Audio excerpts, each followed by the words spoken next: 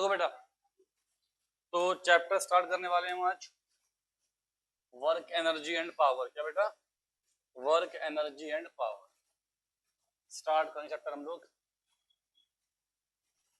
Work energy and power start करेंगे।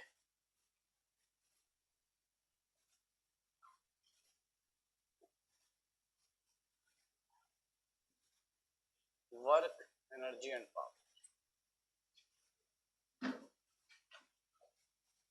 तो पहले हम जानेंगे बेटा वर्क के बारे में। देखो बेटा, पहले जानिए वर्क के बारे में।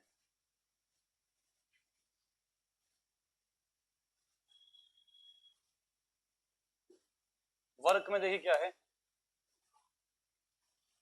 कह रहा है कि अगर आपने किसी ऑब्जेक्ट पे फोर्स लगाया, अगर आपने किसी ऑब्जेक्ट पे फोर्स लगाया और जो मूवमेंट हुई ऑब्जेक्ट की वो हुई इन direction of force.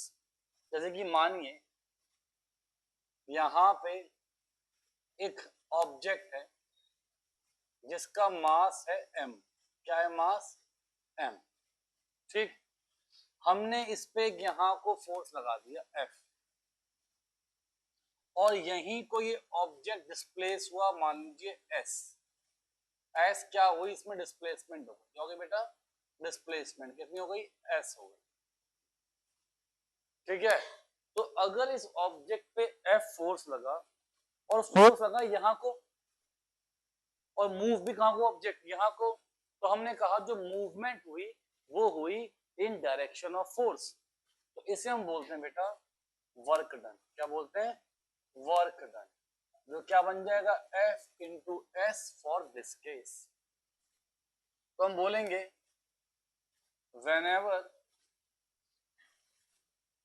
force is applied on an object, then displacement occur,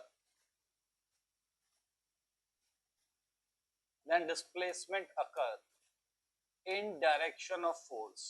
हाँ बेटा, in direction of force, then displacement occur in direction of force, है ना। This is said to be work done। This is said to be work done। यहां हम बोलेंगे भैया कि work done हुआ है। ठीक है, जैसे कि मान लीजिए अब मैंने ये ब्लॉक लिया और इस ब्लॉक का मास m है और इस ब्लॉक पे हमने ऐसे फोर्स लगाया फोर्स। ठीक है, ऑब्जेक्ट डिस्प्लेस हुआ इस तरफ को, यहां को हुआ डिस्प्लेसमेंट, यहां को हुआ डिस्प्लेसमेंट। अब हमको डिस्प्लेसमेंट वो लेना है जो इन डायरेक्शन ऑफ फोर्स हुआ हो, या फिर फोर्स वो लेंगे जिसकी डायरेक्शन में डिस्प्लेसमेंट हुआ, या फोर्स वो लेंगे जिसकी डायरेक्शन में डिस्प्लेसमेंट हुआ हो। तो बेटा जी मैं क्या करूंगा, इस फोर्स के कर दूं कंपोनेंट्स। क्या बेटा? कंपोनेंट। यहां मान लो एंगल थीटा है। क्या है बेटा? Angle theta. तो एक कंपोनेंट यहां को आया, इसे हमने क्या बोला? F sine theta. ये कहां पर आया कंपोनेंट? यहां को आया, हमने क्या बोला? F cos theta. ठीक है, क्लियर। तो हमने क्या कहा? फोर्स इनटू डिस्प्लेसमेंट, ये क्या हो गया? Work done. ये क्या हुआ बेटा? Force into displacement. फोर्स कौन सा बेटा? इन डायरेक्शन ऑफ डिस्प्लेसमेंट। जहां डिस्प्लेसमेंट हुई हो उस डायरेक्शन में जो फोर्स लगा है उसकी बात करेंगे। ठीक है, क्लियर है। अब हम बोलेंगे भैया जो वर्क डन है, जो वर्क डन है वो होगा एफ एस कॉस थीटा। बेटा जी ये ए बी कॉस थीटा पता है किसके लिए आता है? डॉट प्रोडक्ट के लिए। किसके लिए आता है बेटा? डॉट प्रोडक्ट के लिए आता है। तो फोर्स एक वेक्टर क्वांटिटी, डिस्प्लेसमेंट एक वेक्टर क्वांटिटी, तो हम बोलेंगे F vector dot S vector. बेटा ये क्या हो गया? ये वर्क डन हो गया। ठीक है, क्लियर है बात? कोई दिक्कत की बात तो नहीं है? वर्क डन क्या है, ये फॉर्मूला है वर्क डन का, एफ एस कॉस थीटा। जब एफ एस कॉस थीटा बोलते हैं, एफ डॉट एस बोलते हैं। हाँ बेटा बोलो, डॉट के साथ क्रॉस, हाँ ठीक है। तो वर्क डन होता है कि जब फोर्स की डायरेक्शन में क्या हुआ हो, डिस्प्लेसमेंट हुआ हो। तो यहाँ तो फोर्स यहीं पे था, तो कंपोनेंट्स के हमने किए नहीं, यहाँ फोर्स यहाँ को था, तो क्या कर दिए, कंपोनेंट्स कर दिए। क्लियर है बात, ठीक है। जब किए कंपोनेंट्स, हमेशा मैंने कई बार कह दी बात, फिर से कह देता हूं कि अगर एक वेक्टर है, यहाँ पे एंगल थीटा है, तो यहाँ जो आता है इसे बोलते हैं कॉस कंपोनेंट। क्या बोलते हैं, यहाँ जो आता है क्या बोलते हैं, साइन कंपोनेंट। ठीक है, बाकी संडे को वेक्टर्स का बैकअप होगा, तो कहानी फिर क्लियर हो जाएगी। ठीक है ना, समझ गए। देखिए आपको एक बार बोल दूं मैं, आप बैकअप में आए, बाद में रिकॉर्डिंग देख लेंगे, इससे आपके बर्डन जमा होगा, कुछ नहीं होगा, है ना। ये तो रिकॉर्डिंग तो बस उसके लिए है कि इन केस इमरजेंसी कोई आ गई, नहीं आ पाए आप लोग, तो उसे देख लें, इसको मेन ना मान के चलें। ठीक है, बात समझ रहे हैं, आना है रिवीजन के लिए हो रहा है, जो भी हो रहा है सब कुछ क्लियर है बेटा। अब ये हो गया, आप देख लेना जो बच्चे सिर्फ रिकॉर्डिंग के बेस पे बैठे हुए हैं ना, उनका इतना काम जमा हो जाएगा एंड में, ना रिकॉर्डिंग पूरी हो पाएगी ना ही नोट्स पूरे हो पाएंगे। सही, तो ये हो गया, क्लियर है, कोई दिक्कत की बात नहीं है, पक्का नहीं है। जैसे एग्जांपल ले लेते हैं, मान लीजिए ये एक ब्लॉक है, ये एक ब्लॉक है, इसका मास क्या ब्लॉक का, कुछ मान लेते हैं 5 kg, है ना। यहाँ पे हमने फोर्स लगाया कितना, 20 न्यूटन। ये ब्लॉक डिस्प्लेस हुआ कितना, 2 मीटर। कोई हमसे बोले कि इसका वर्क डन कितना होगा, तो बस सिंपल सी बात है, होता क्या है, एफ एस कॉस थीटा। क्या होता है बेटा, F S cos theta. Actually में अगर आप देखें तो डिस्प्लेसमेंट भी ऐसे, फोर्स भी ऐसे, तो कितना एंगल लग रहा है इसके बीच में, 0 डिग्री। कितना एंगल है इसके बीच में, 0 डिग्री। तो क्या हम बोल सकते हैं एफ एस कॉस 0 डिग्री बोल सकते हैं बेटा। तो कॉस 0 की वैल्यू क्या होती है बच्चे, 1। तो कितना आ गया वर्क डन, एफ एस। कितना का वर्क डन, एफ एस, है ना। ठीक है, क्लियर है। अब एफ कितना था, 20 न्यूटन, एस कितना है, 2 मीटर, तो कितना आ गया, 40 जूल। क्या आ गया बेटा, 40 जूल। तो अब मैं यहां से एक बात देखूंगा कि भैया work is a scalar quantity,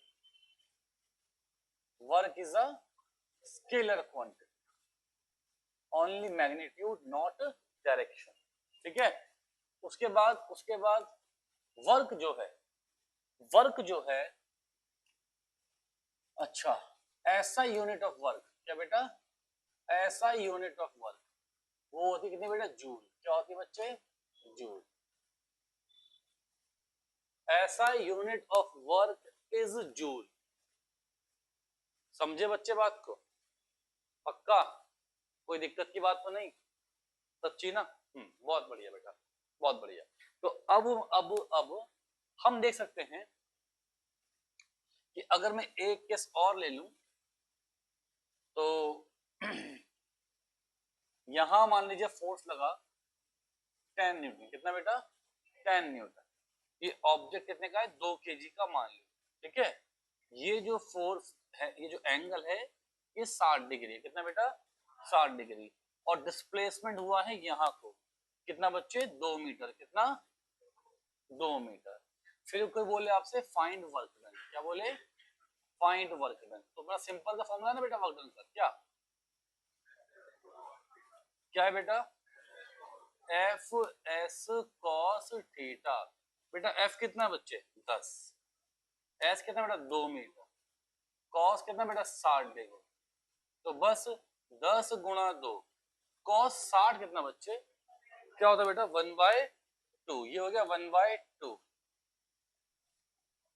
hello, नमस्ते बेटा, नमस्ते, कोचिंग में ही बेटा। क्लास ही ले रहा हूँ, फ्री तो टाइम होता है। हाँ हाँ हाँ हाँ, ठीक है। देखो बेटा cos 30 डिग्री कितना बच्चे हैं, है ना, √3y। आपको ये वैल्यू याद होनी चाहिए बच्चे। cos 60 degree, cos 45 degree, cos 90 degree, क्या बात है बेटा, cos 120 डिग्री, जो काम में आएगा उसे याद कर लो, ठीक है। cos 150 degree -√3y, cos 180 degree -1। ये वैल्यू काम में आ सकती है cos की इस चैप्टर में, ये आपको याद होनी चाहिए, ठीक है। ज्यादा मैं आपको ट्रिग्नोमेट्री वगैरह नहीं से सिखा रहा, ये वैल्यू है जो काम में आती हैं। एक ये वैल्यू होती है cos 37 डिग्री और cos 53 डिग्री। तो cos 37 4/5, cos 53 3/5, ये वैल्यू याद कर लेना, ठीक है, ये काम में आएंगे। अब देखते हैं जो वर्क डन है, जो वर्क डन है, work done, work done can be positive, negative और zero. Work done positive, negative, zero, कुछ भी हो सकता है बेटा, ठीक है ना। आप देखें कैसे, अगर मैं कहूं when there is acute angle, क्या बेटा, when there is acute angle between displacement and force, when there is acute angle between displacement and force। मान लीजिए बेटा ये एक मास m है, ये यहाँ पे है थीटा एंगल, तो क्या बेटा एक्यूट एंगल, क्या बच्चे ये एक्यूट एंगल, तो यहाँ पे कितना आएगा बेटा f cos थीटा। तो हमने ये देखा कि फोर्स का कंपोनेंट आ रहा था इन डायरेक्शन ऑफ डिस्प्लेसमेंट, क्या बेटा, इन डायरेक्शन ऑफ डिस्प्लेसमेंट। तो इस केस में वर्क डन क्या होता है, पॉजिटिव होता है। क्या होता है, मान लीजिए आप यहाँ पे एक अलमीरा रखी हुई है और आप उसे पुश कर रहे हैं अलमीरा को, है ना, आपने पुश भी यहाँ को किया और मूव भी कहाँ को हो रही है, यही को मूव हो रही है, तो क्या है ये पॉजिटिव वर्क डन, क्या है ये पॉजिटिव वर्क डन। समझ रहे हैं बात को, पक्का समझ रहे हैं बात को। नेगेटिव कब होता है, जैसे कि मान यहाँ से एक बॉल आई, है ना, और आपने उल्टा मार दिया, मतलब कि कहने की बात है कि जो, या फिर ऐसे ऐसे मान लीजिए ब्रेक लगाए, फ्रिक्शन, मोशन यहाँ को हो रहा है। देखो समझो, यहां से एक बॉल आ रही है जमीन पे रगड़ती रगड़ती रगड़ती, ठीक है ना, जैसे कि ये मान चलिए ये ऐसा कुछ है ना सरफेस है, यहां से बॉल नीचे को आ रही है और फ्रिक्शन कहां लग रहा होगा, ऊपर। स्लिपिंग के अपोजिट में फ्रिक्शन लगता है, लगेगा। अब मूवमेंट यहां को और फ्रिक्शन यहां को, कितना एंगल है, 180 डिग्री। ऐसे फ्रिक्शन, सॉरी ऐसे मूवमेंट, ऐसे फ्रिक्शन, कितना फोर्स है, कितना एंगल है, उसकी वैल्यू क्या होती है, -1। क्या होती है वैल्यू, -1। तो वर्क क्या आ जाएगा, नेगेटिव, ठीक है ना। When displacement and force are in opposite direction,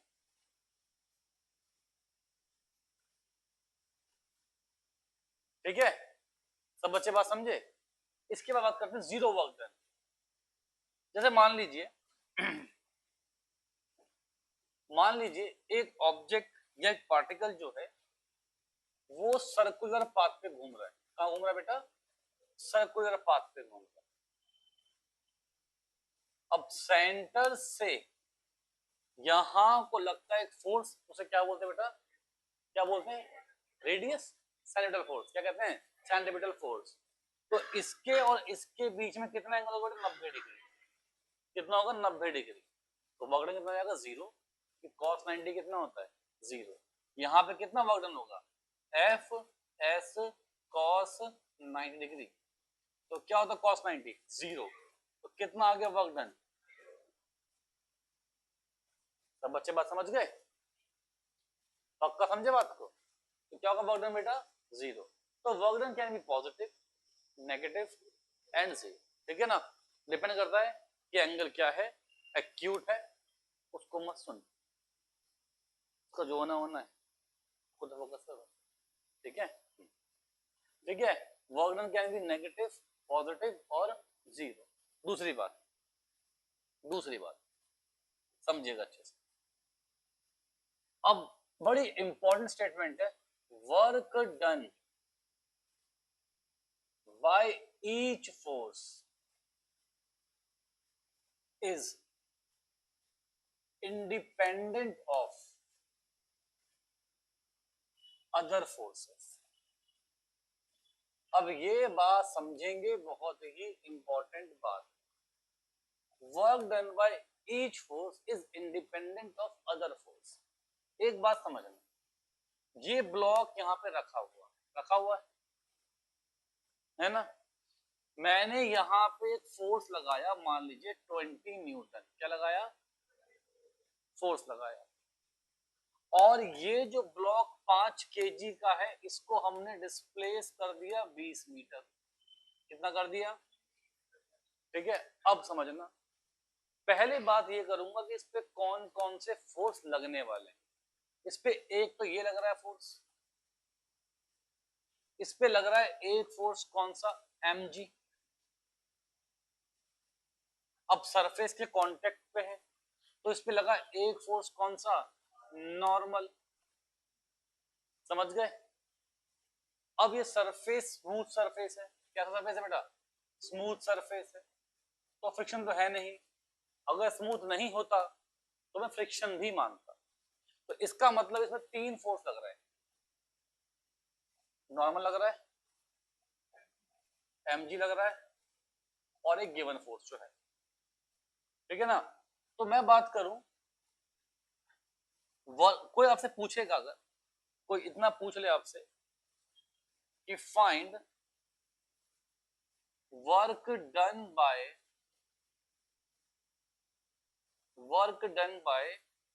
20 newton force, find work done by 20 newton force.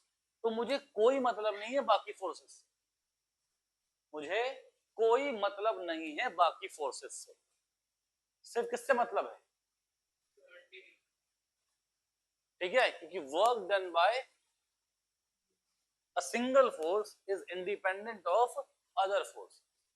Net work done, work जो पूछे पूछे बात की बात है। पर अगर मुझसे कहता है कि work done by this force, तो ये क्या लगा रहे हैं मुझे इससे मतलब नहीं है, कितना डिस्प्लेस हुआ और कितना फोर्स, मेरा काम उससे हो जाना है, ठीक है। देखें जरा, work done by 20 newton force, बेटा क्या होता है, W equals to F S cos theta.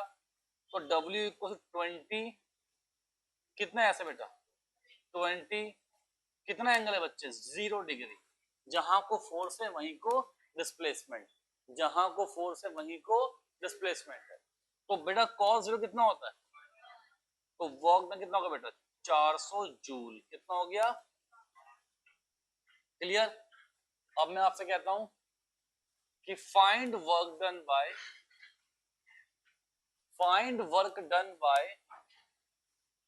mg, find work done bye mg, ठीक है बेटा। वर्क डन बाय mg निकालना। mg फोर्स कहां को लग रहा है, नीचे को। mg फोर्स कहां लग रहा है, नीचे को। अब समझना, क्या आपको ये बात पल्ले पड़ रही है कि ऐसे लग रहा है mg और ऐसे हुआ है ऑब्जेक्ट क्या, डिस्प्लेस, है ना। तो इनके बीच में कितना एंगल है,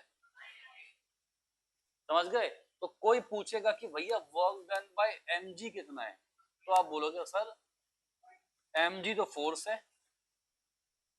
mg फोर्स है, डिस्प्लेसमेंट कितना है 20, एंगल कितना है 90, तो cos 90, cos 90 क्या होता है जीरो, जीरो होता है बेटा, क्या होता है जीरो, तो सब क्या बन जाएगा जीरो, तो इसलिए work done by g mg is zero. तो अब मैं यहां से एक बात याद कर लूंगा, इफ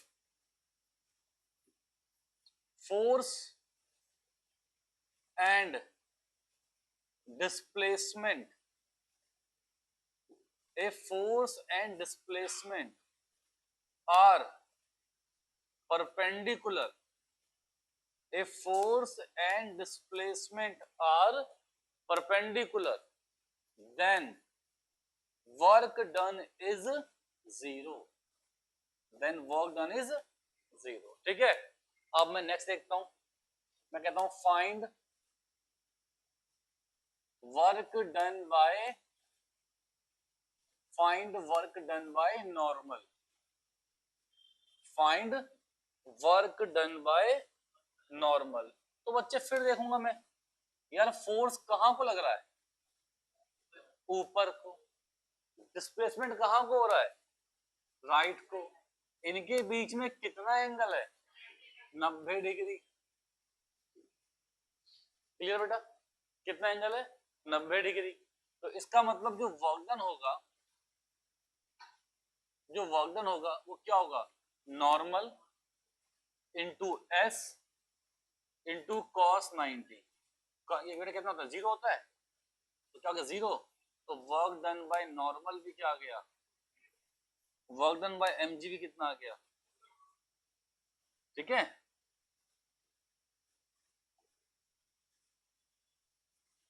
और ये क्या है बेटा, work done bye given force, कितना आ रहा है 400 न्यूटन, ठीक है। लिखो बेटा,